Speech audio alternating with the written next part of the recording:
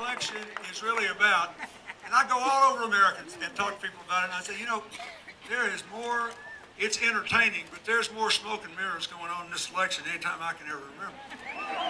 All that really matters is, where are we, what are we going to do about it, and who's more likely to do it? Right? This is a job. Okay, where are we? Now, the country's in a terrible fix, but if you look at where we are compared to all the other major countries in the world, we had a terrible collapse of our financial system. Even before then, the economy was in trouble, which is why the Democrats won the Congress in 2006, and why, you know, 54 Democrats, I remember they were, wanted to be president in 2008. Because it was already bad. Only 2.5 million jobs, just 10% as many as you got under me before the economic collapse. Then, 4 months before President Obama took office, we had the worst collapse since the Great Depression. And to listen to Republicans tell it, we should have been able to stop it 13 seconds after he took his hand off the Bible with the oath of office. Folks, you can't take a big heavy freight train going straight downhill at 100 miles an hour and stop it in 13 seconds. It stopped about July 2009. It got to the pit. Since then, the U.S. has recovered 70% of what we lost. How's the competition doing? Germany 60%, Japan 50%, Great Britain 30%. Should that make us happy? No. But we ought to know at least we're stumbling along in the right direction here. All the jobs are in the last 30%, and when we get out of this deep hole we're in and going into the future. So the first question you got to ask yourself is, which candidate is more likely to create the jobs New Mexico needs to get out of the hole and go into the future? Second question is, which candidate is more likely to see that our children all the way up to our adults have the education and training they need to fill those jobs when they're open? And along the way, which candidate is most likely not to go for some short-term gain that sacrifices the unique quality of life of New Mexico? This should not be a close race. If it weren't for this economic climate, it might not be. But let's just talk about this.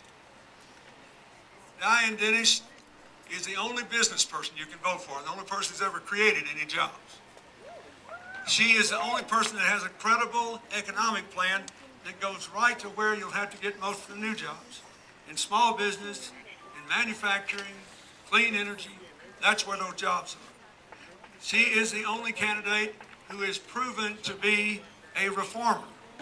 When the regional housing authorities got in trouble, she didn't complain about it. She got in there and fixed it. When New Mexico families were taken advantage of by predatory mortgage loans, she pushed for legislation to outlaw them. Long before the credit card reforms and the other reforms were passed in Congress, she took on payday lenders who were charging 400% interest. Now, what are we going to do now? So that's where we are. We got a good candidate. We know where we are. We know what we got to do. You got to create jobs. So what does Diane Denish say we should do? She's got a plan to give incentives for banks to offer loans to New Mexico businesses. Why is that important? Because we staved off a collapse of the banks. Listen to this. Around America, the banks are healthy. They have $1.8 trillion in cash not committed to loans. Banks, conservative lending practices would allow them to loan 10 times that. If they made $18 trillion alone, the whole worldwide recession would be over in those 13 seconds the Republicans won. But, so this is a big deal, folks. There's a reason. If you were running a bank, you might be reluctant to make loans too. They don't know whether we're going to go up or down or exactly what's going to happen. You've got to give them some incentives. You've only got one person with a plan to actually get bank lending going again. And since you cannot get jobs unless they're financed, you have to vote for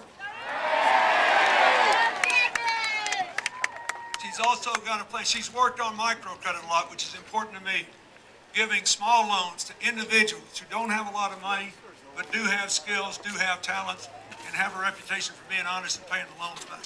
This has worked all over the world.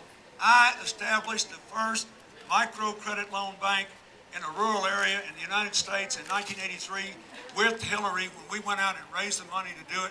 That bank's still alive and well. And when I was president, we gave the first financing to microcredit that the federal government had ever given. This is a big deal. You've got a lot of people live in very rural areas in New Mexico that don't need a lot of money, but do need some. Some to set up, to buy their materials, to buy their equipment, to market their products. This is important. So I think this is important. Then she wants to give a tax credit of $2,500 for every job created from 2011 forward. That will also help. And that will draw huge numbers of jobs, especially if we don't elect the Republicans in Congress and they don't repeal the federal credits for new jobs too. That's just a fact. I was in Nevada, which is in terrible shape, the other day, and just by coincidence, the day I was there, a Chinese company announced they were moving a factory from China to Nevada to make the world's most efficient light bulbs and hire 1,000 Nevadans. And they said, we're doing this because you gave us incentives, which means it's more profitable to produce in America than it is to produce in China and bring these light bulbs in. So, it looks to me like our opponent's economic plan is to maintain a tax loophole for out-of-state companies already operating here, so they might as well be local, and it means middle-class New Mexicans have to pay more taxes. She's got the better economic plan. Diane Denish is the only credible plan that will really get you more jobs.